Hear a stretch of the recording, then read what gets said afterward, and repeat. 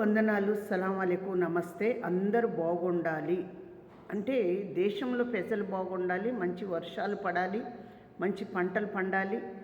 దేశము బాగుండాలి అంటే మన మనసులు కూడా బాగుండాలి.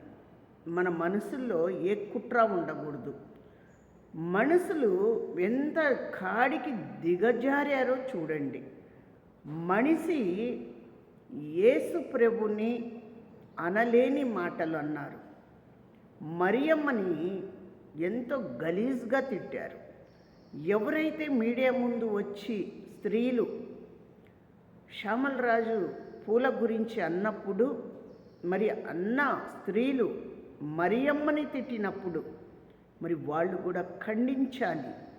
స్త్రీలంటే అందరికీ ఒకటే కాబట్టి, భూమి మీద ప్రతి స్త్రీ ఒకటే అని మేము వాదిస్తాము అన్నారు కాబట్టి, ఉట్టి పూలకే మీరు ఈ రకంగా మాట్లాడిన వారు ఈరోజు మీరు ఎదురు వచ్చి ఎవరైతే మరియమ్మని తిట్టిన వారుని మీరు అందరూ కలిసి శిక్ష పెడతారని, నేను నిజంగానే స్త్రీలు గనుక ప్రేమ ఉంటే, ఒక స్త్రీ మీద ప్రేమ ఉంటే, స్త్రీ కోసమే మీరు వచ్చి వాదించి ఉంటే, మీరు మనసు పూర్తిగా నేను ప్రేమిస్తున్నా మీరు వచ్చి ఎవరైతే ఈ గలిస్థిట్లు తిట్టారో వాళ్ళందరినీ కూడా మీరు లాగి ఏం చేస్తారో చెయ్యండి.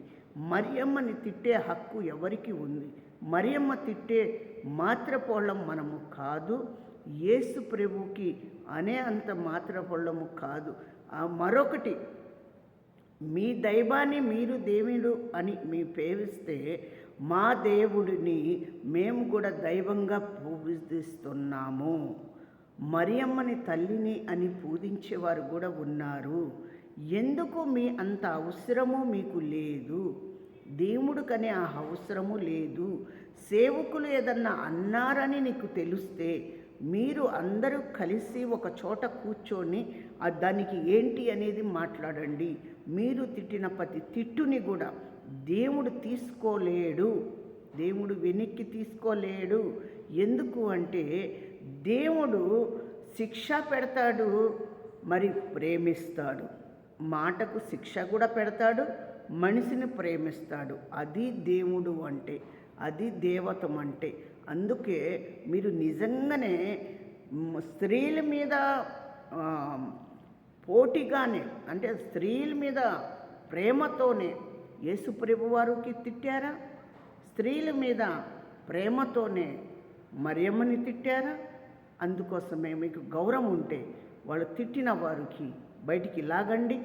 ఆ మీడియా వాళ్ళకు కూడా నేను ప్రేమించి చెప్తున్నాను, మీరు కూడా వాళ్ళకి లాగి మీ మీడియాలో ఇలాంటి గలీసైన మాటలు మాట్లాడకుండా మీరు చెయ్యండి.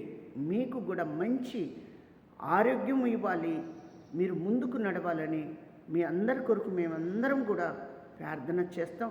మేము దిగులు పడటం లేదు, బాధపడుతున్నాము. ఎందుకు తెలుసా? ఒక దేవుడికి ప్రేమించి మేము పూజించే దేవుడికే తిడుతున్నారు, మరియమ్మని తిడుతుంటే మాకు బాధ కలుగుతుంది. ఎందుకంటే మేము కూడా స్త్రీలుగా కాబట్టి, ఆనాడు పవిత్రమైన మరియ కన్యగా ఉంది కాబట్టి యేసుప్రభు వారు భూమి మీదకి వచ్చారు.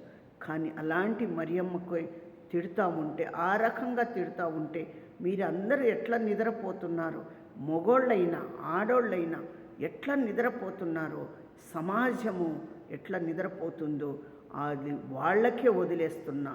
ఆ దేవుడు కొరికి నేను ప్రార్థిస్తున్నా. నా దేవా, నా రక్షకుడా, గొప్ప దేవ, మహాదేవుడు అయ్యా, భూమి ఆకాశం సూర్యుడు చంద్రుణ్ణి నిలబెట్టిన దేవుడివి, భూమి మీద మనకి తీసుకొచ్చిన దేవుడివి, నీ ప్రేమ కలిగిన కుమారుణ్ణి భూమి మీద పాపానికి విరుగుడుగా నువ్వు పంపించిన విధానం మీకు వందనాలు, స్తోత్రం అయ్యా. యేసయ్యా తండ్రి, నీ చిత్తములోనే నాయన భూమి మీద జరిగే ప్రతి పాపానికి నువ్వే సాలు చేయాలి.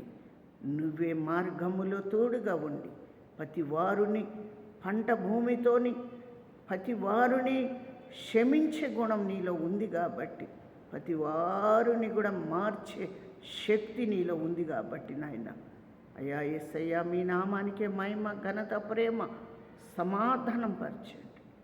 యేసు నామములో అడుగుతున్నాం తండ్రి, ఆమేన్.